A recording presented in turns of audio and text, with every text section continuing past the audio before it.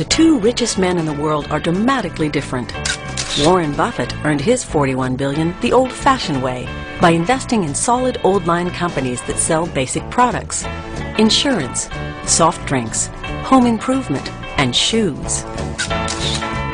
Bill Gates is the modern genius who earned his $50 billion by creating the world's largest software company, Microsoft.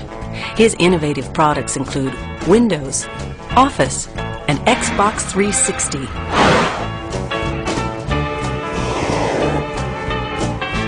In spite of their differences, the two men are close friends, and they share a common passion: interacting with America's brightest students. Hello, Hi. my name's Kim Martin. I'm a senior finance major here at the university. My question is, how do you instill ethical leadership throughout your organization? And to begin with, how do you know that the management one level below you is making decisions that would parallel your own?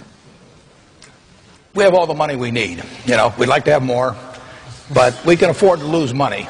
But we can't afford to lose reputation, not a shred of reputation. And therefore, I ask the managers, I ask them to judge every action they take, not just by legal standards, although obviously that's the first test, but also by the test, what I call the newspaper test. How would they feel about any given action if they knew it was to be written up the next day in their local paper, to be read by their family, by their friends, by their neighbors, written by a smart but kind of unfriendly reporter?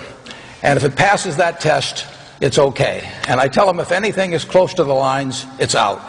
And they can always call me if they wanted to check something. But if they call me, there's something wrong with it probably anyway. So, and that's about it. In Microsoft's case, our top management team, the majority of them joined us as right after whatever degree they got, if any. Now, our business in many ways is kind of simple. It's about writing great software. We sit down every year to go through the various things that people have to be careful about. We have products that have high market share. We do business all over the world. So there's some particular dictates, how you work with suppliers, gifts they might come forward with. But it's mainly the seeing these people in action that make us confident about their behavior. I should mention that I am the only college grad up here.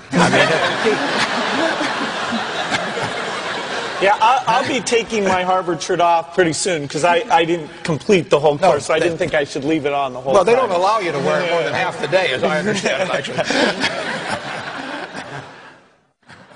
I'm Mark Schmitz. I'm a senior actuarial science major.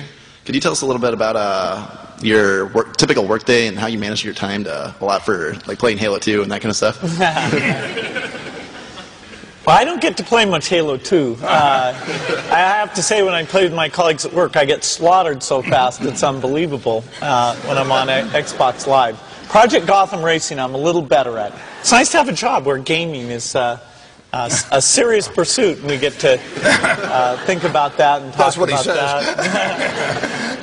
You know, and playing around with the latest technology, whether it's new PCs, looking at new software, sitting down with researchers.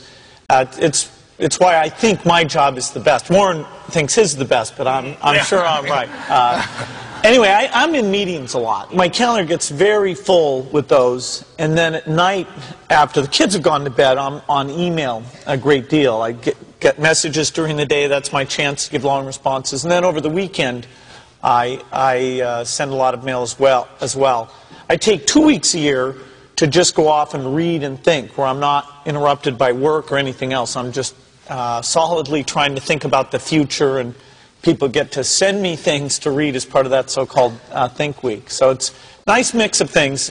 About 25% of the time that I'm out traveling around, meeting with customers, Europe, Asia, and that sort of helps me think, okay, do we have the right priorities? What are people responding well to, and what would they like to see us do better? I'm on Think Week about 50 weeks a year. I work about 2. And you'd be surprised at my days. I mean, they're very unstructured, no meetings, none. I mean, I don't like meetings. And I read a lot. I wish I were a faster reader. I'd get more done. But I do read a lot, and I'm on the phone a moderate amount. Our businesses run themselves, basically, out there. My job is allocating capital, and that's what I'm thinking about. But I don't like to have things all packed hour to hour to hour. And Bill and I are both extraordinarily lucky. I mean, we really get to do what we like to do, the way we want to do it, with people that we choose to be around, and they're terrific.